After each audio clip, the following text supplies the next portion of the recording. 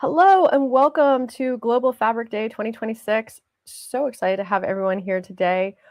We've had over 350 people sign up for the event, which we love, and so excited to have everyone here. That said, I'm going to go ahead and make sure that everybody knows to join us here for this opening session and where the link is. I'm going to actually just send that out through Luma.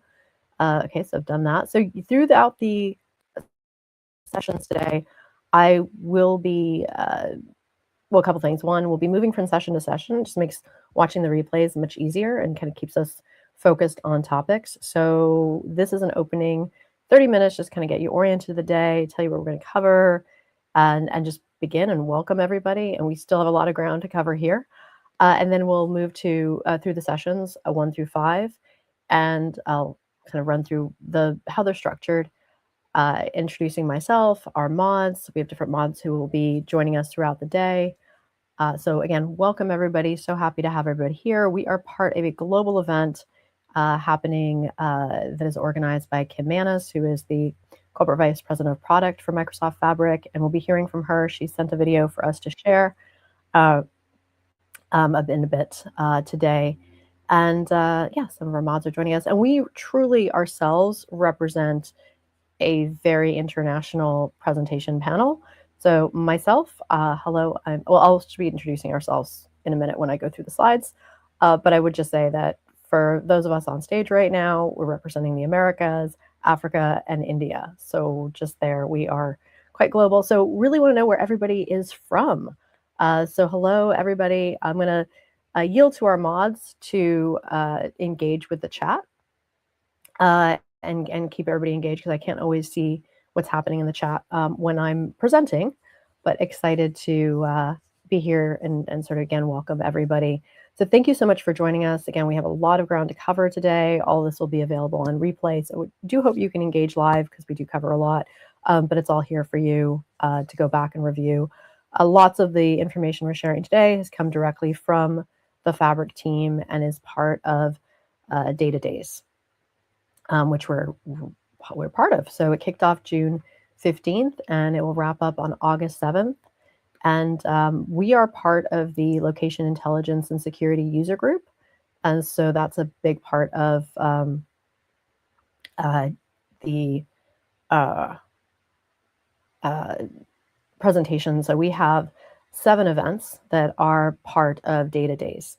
So we just last week had our location intelligence, and we'll continue on Tuesday with a Get to Know Esri, which is going to be the where part of our session today. And then we also will be talking about security. We'll be talking about KQL, and I will get to the introductions part in a second. Anyways, opening session. So why organizations are standardizing on Microsoft Fabric is we're going to kind of cover in our introductions as well as sort of orienting you to the session today. And now I will go ahead and introduce the mods who will be joining us today. So, and now I can introduce myself. So for those who don't know me, hello, I'm Philippa Burgess. I just completed a few years in grad school. So actually 5 years that took me through a master's in urban planning, a GIS certificate, second master's in human security and geospatial intelligence, which is a USGIF, which is the association that's part of the NGA, National Geospatial Intelligence Agency. So it's a USGIF accredited degree, and then went on to get a certificate from the law school in privacy law and cybersecurity, and then realized it was only one more semester to get the full master's. So I now have a third master's in law as a master's in legal studies.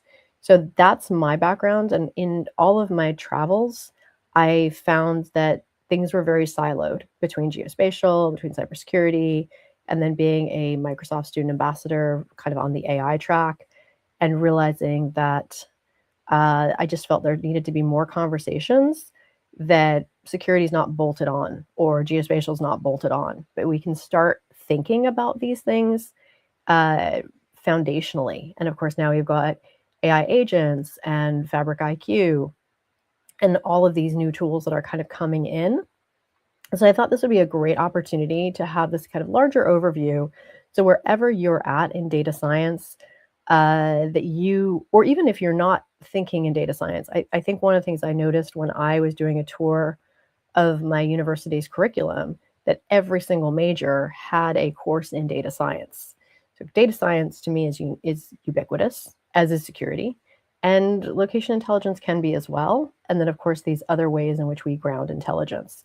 So I that's me, and that's kind of my passion, is for helping people like break down these silos, and wherever you're coming from, you're welcome, and then to expand your base of knowledge, and finding that these things can be quite approachable, and that there is a easy step for everybody to get started thinking about security, thinking about location intelligence, thinking about agents, thinking about ontologies, and just making your data science and your Fabric workflows just more useful and more approachable. And so that's me. But now I'm going to yield my stage. Lee, I'm going to invite you to introduce yourself. Hi everyone, I am Lehlohonolo Mufula, but most people can pronounce my name, so I give them the name Lee. They can call me Lee. I'm an information systems informatics student at the Northwest University. I'm also a Microsoft student ambassador on the AI and data track. I currently work Fantastic. as a Northwest University student assistant, and I'll be a lead model and speaker for today. Fantastic. Love it. And I'm going to lean on you, because we're just like I said, people are going to be kind of we have a long day today, so people will be popping in and out. So appreciate you and sort of helping me run the stage. And then Usman. Hello everyone, my name is Mohammad Usman Khan from Pakistan. I'm also a Microsoft Student Ambassador performing my computer science right now in my bachelor's. So hopefully let's get this done perfectly. Let's hope it goes well. Thank you very much. Fantastic. And we have Frank. I don't have Frank on stage, but Frank will be also participating in the chat. And if anybody is joining us and speaks French, he can answer your questions in French. I love that. Again, we represent a global community. So many languages are represented, many locations are represented. And of course, we've got South Asia, Pakistan, we've got South Africa, like I said, myself in the Americas. Frank is joining us from the DRC. So really happy to kind of have a very global stage and a very global audience. So love hearing where everybody is joining us from. If you want to drop that in the chat, you're welcome to. We would love to hear from you. Okay, let us get on to our agenda today. So the woven intelligence layer is what we're talking about now.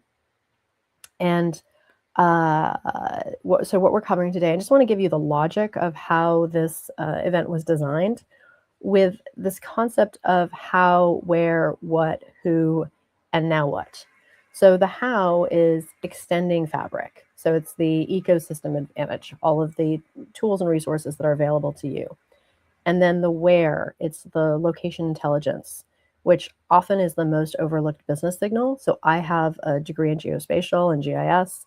And in learning that, we learned aspects of database management and SQL. We learned aspects of being better with Excel. We learned aspects of general data science principles, but it was its own siloed discipline.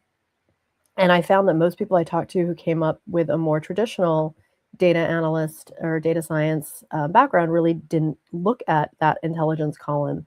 And now that Esri, who is one of the largest proprietary location GIS softwares or location kind of softwares, is integrating into Fabric, I just saw that was a wonderful opportunity to really train up more traditionally educated or experienced data analysts into this new functionality, so that they can embrace location intelligence without actually becoming GIS professionals, because there's levels to it. But to me, what the integrations that are happening now inside of Fabric are amazing, and some of them are in public preview, which means they're completely free for you to access. Some of them are now in general availability, so they do require a bit more enterprise license, but there's still a lot you can do just with your basic Fabric tenant. And there's also a lot you can do, and this is other things that I often teach, just working with a notebook anywhere, that you can start making your own chloropleth maps and heat maps and other things that you can do just in a notebook. So you can start working with the spatial components that are in your data. So that's the where. And the what, we'll talk about from data to intelligence. And we're getting into what we're learning about Fabric IQ and sort of ontologies. We're working with Fabric IQ, Fabric IQ is coming out, AI agents. So you can now sort of enable agents through MCP in Fabric. And so there's a whole conversation there that we'll have.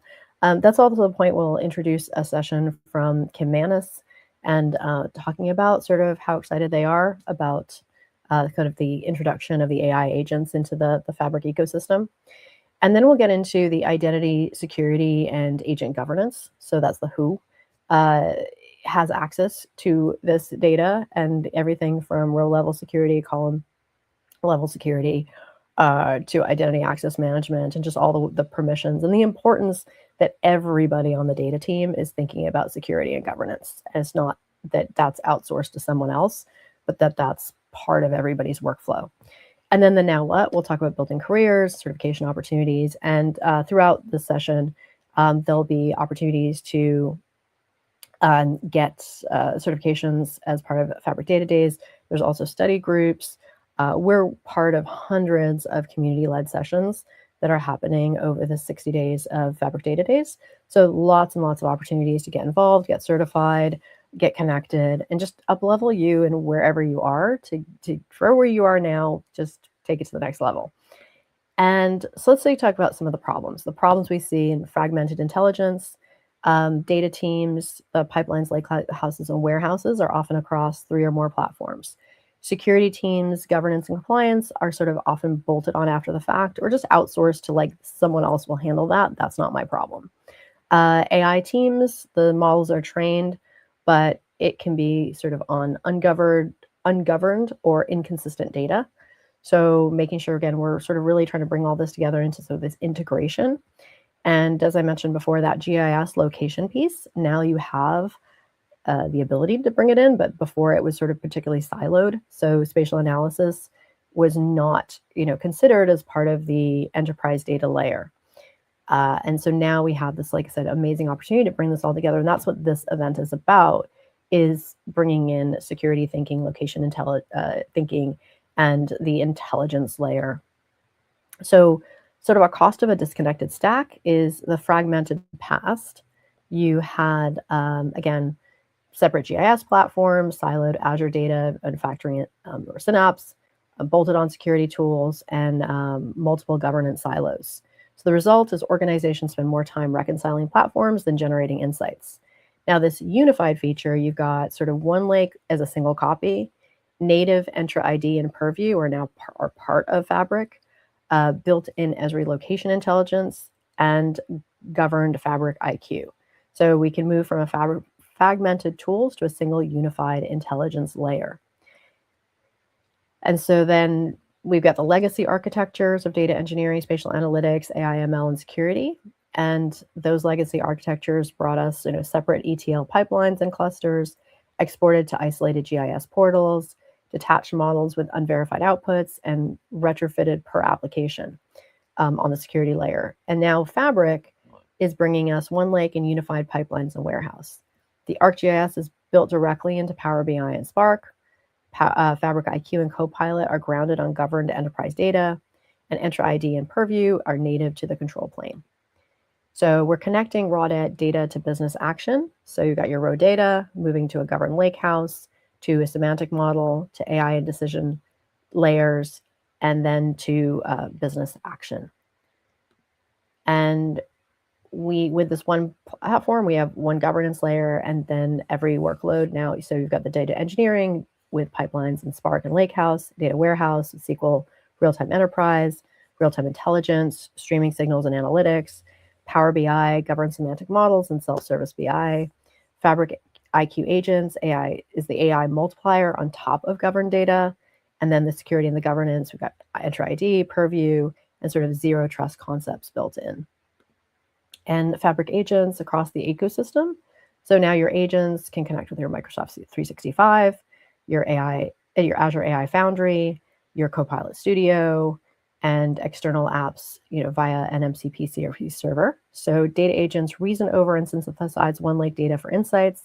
They enrich custom Copilots and M365 tools with deep data domain expertise, and security permissions of row-level security, column-level security are inherently respected across all endpoints. So why 2026 is the inflection year? So AI demand exposes data debt. Organizations trying to ship AI products are discovering their data is ungoverned, inconsistent, and untrustworthy. Governance mandates are accelerating. Regulatory pressure across finance, health, public sectors, forcing data accountability that Fabric provides natively. Real-time intelligence is production ready, so streaming architectures are no longer experimental. Fabric's RTI layer is enterprise grade in 2026. And partner and ISV ecosystem has matured. So Esri, Databricks connectors, and hundreds of ISV integrations mean Fabric is no longer an island. And so where Fabric was and where it's going, so 2025 laid that foundation of Lakehouse, real-time intelligence, Copilots reaching general availability. So Fabric becomes a default new project platform. And the convergence is now. So you've got AI, security, location come together. So governance first, AI deployments proliferate. And then as we move into 2027, it's deeper into the intelligence layer where a lot of the tools that are now in public preview will come into general availability, where Fabric becomes the enterprise operating system for AI agents and autonomous workflows. So the architecture of the agent brain, so you've got your GraphDB reasoning, translates user intent into executable GQL queries, traces explicit paths across nodes and relationships. Your SQL views and functions reuses trusted business logic and complex joins already enforced in SQL databases. And your MPC servers are managed model context protocol servers, enabled other AI systems to consume Fabric data agents securely. So unleashing the real-time code interpreter, you've got predict the total MAU over the next 3 years. So you've got actual versus forecast. And the action data agent generates and executes Python in real time to perform flexible deep analysis. The fallback, if an existing notebook or a SQL query cannot answer the prompt, the agent writes its own code. The security, all code runs entirely isolated in a sandbox compute environment, protecting the core tenants so that agents don't go rogue and delete things they should not be deleting or accessing information they should not access. And then location is that hidden KPI. So we can look at sort of where that column is that has the zip code, the country, the city, any location information. So you can now completely exploit and visualize that data. So used for filtering an aware clause, displayed as a flat label. Most data platforms stop here. We're now able to create, what proximity reveals, clusters that show real demand, and routes that reveal efficiency. So a single coordinated unlocks demographics, environment, and behavior. And then, of course, one of our GIS terms is spatiotemporal, which is, change over time. So you can see kind of how things move. So now we're kind of getting into the evolution. So we could talk about traditional, and now we're getting into the roles of location, analysis type, visual output, enrichment. So it's traditional versus spatial. Spatial gives you a continuous context for discovery, proximity routing, and spatial joins at scale, layered and interactive topological maps, and live connections to living atlas. So all of that, again, we're just touching on sort of things we're going to cover today. And just knowing that sort of when we're looking at the location intelligence, that now brings over 180 spatial functions to OneLake. So there's proprietary data, open source data, Spark native spatial SQL libraries, highly scalable ETLs and corridor analysis, and it runs in data engineering and science notebooks, so that the data never needs to leave OneLake. So we've seen that it's gone from fragmented tools to a unified intelligence layer. You've got OneLake as a single data copy, unified pipeline and warehouse, Fabric IQ and governed AI, location intelligence is built in now with Esri, it's integration, your Entra ID and Purview native, and one governance model everywhere. So, and then we come into security. You've got your network and compliance. So private links, VNet integration, and Purview sensitivity labels. Data level security. We talked about RLS and column level security, as well as OLS, object level security. So that's enforced natively in semantic models. Platform, role-based access controls. So workspace roles, admin, member, contributor, viewer, so managing access boundaries. And then identity, enter ID, the control plane for all human and non-human principles, conditional access, and MFA. So I do a lot of these events, and one of our events we did was a review of 2025's attacks, breaches, and data leaks. And the big takeaway from that event was the biggest breach is the machine identities, because we give these agents controls and access that aren't often checked and aren't often reviewed, and they don't need to do this sort of multi-factor authentication.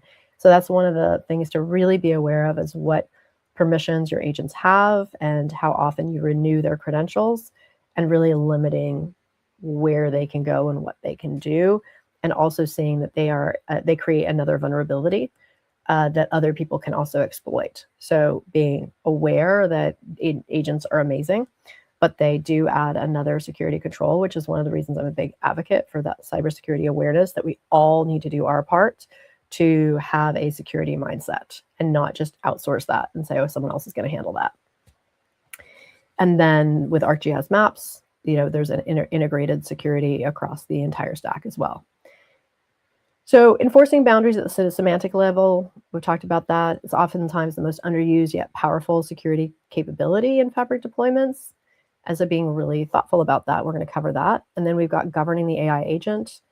So making sure you have a service principal identity, that the agents operate via enter ID, service principals, ensuring app-based access without human identity borrowing. And then gate 2, least privilege scope. Agents are restricted to read-only access on the minimum required service data, never workspace admin. And you've got human in the loop. We just actually came off of an AI skills hackathon. And one of the things that was the first part of the video they had us watch was talking about really shouldn't be actually even called human in the loop anymore. It should actually be human in the lead, and not just, again, sort of outsourcing these things or saying, oh, the AI will do its thing and we'll just check in on it. It really is making sure that we're leading AI and we're making sure it's set up properly and it's doing the things we want it to do. And the core message is that AI agents are now principals in your environment, so treat them with zero trust. And establishing the agent perimeter. Again, these are things we're going to talk about today. So outbound access protections, block all outbound traffic by default, preventing data exfiltration. Granular workspace level controls, allow specific approved exceptions. And you've got total observability via Microsoft Purview. So you have your audit logs, you have your prompt tracking, you have your sensitivity monitoring. So assume breach and enable Purview from day one for full AI accountability. And so zero trust diagnostics, human versus machine. Dimension 1, identity authentication. Dimension 2, access boundaries. Dimension 3, action oversight. So you have your human analyst uses enter ID via MFA and device compliance, but your AI data agent can use system assigned managed identity and service principal. Your human analyst workspace RBAC and row level security. So hard-coded workspace perimeter, outbound access protection. And data purview also enables data loss prevention, so DLP policies. And with your AI agent, purview agent prompt logging and human loop write approvals. So we're bridging time and space with real-time intelligence. Again, things we're going to get into. We have a whole dedicated session on KQL, Kusto query language, because what I was finding in my studies is that it's really often used in Fabric, and it's very much on all the DP 600, DP 700, DP 800 exams. But as I'm also studying cybersecurity, there was a lot of like KQL in how you read and analyze logs. And I was like, oh, that's interesting to see that KQL is so used in data science, and KQL is so used in the data analysis part of cybersecurity. And I was like, oh, but I still feel these communities are so siloed. I was like, let's bring them together and have a conversation about how KQL is used in both data science and in cybersecurity. And that, yeah, so we just want to make sure that our thinking is that security and governance are built in, not bolted on. and be thinking about how you're using Enter IDs, Microsoft Purview, row-level security, private links in VNet, and sensitivity labels. They're all in Microsoft Fabric for you. And the whole event and sort of our whole user group's kind of reason to be is this intersection of value, bringing in agents, the intelligence, bringing in location, bringing in security, and the intelligent agent wand to ask to analyze data, continued supply chain vulnerability. So the conclusion is they're no longer separate disciplines. They can be part of a single continuous workflow. And that's what we're here to talk about today. So we're going to go through accelerating the ecosystem and cross skills. So we'll kind of wrap this up with your next 90 days. And that is it. That brings us to the end of session 1. I'm just going to turn it over to our mods. How are you guys doing? How's it going in the chat? Oh, we're good. The chats are okay. The chats are buzzing. Okay, good. All right. We do ask everybody kindly to join us from session to session, and we do that, just like I said, it makes the replays really clean, and it just, yeah, that's kind of why we do it, and just kind of keeps the session separate. So we're going to jump over, I'm going to go ahead and just put that into our Luma for all of our attendees that we will be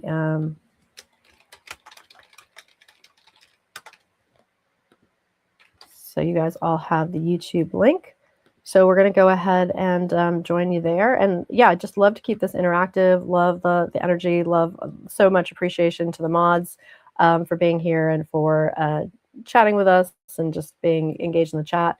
And excited to see you all in the next session where we begin the conversation on how. And I also, like I said, very shortly thereafter, I will have a video from Kim Manis to share with all of you, who is the corporate vice president of product for Microsoft Fabric and was the lead on our global Fabric Day. And the fact that we have just, again, such an international community, and even on our stage right here, we represent the Americas, Africa, Pakistan. So just love that our audience obviously is joining us from around the world as well. So welcome everybody, and thank you so much. And we'll look forward to seeing you in just a moment. See you there.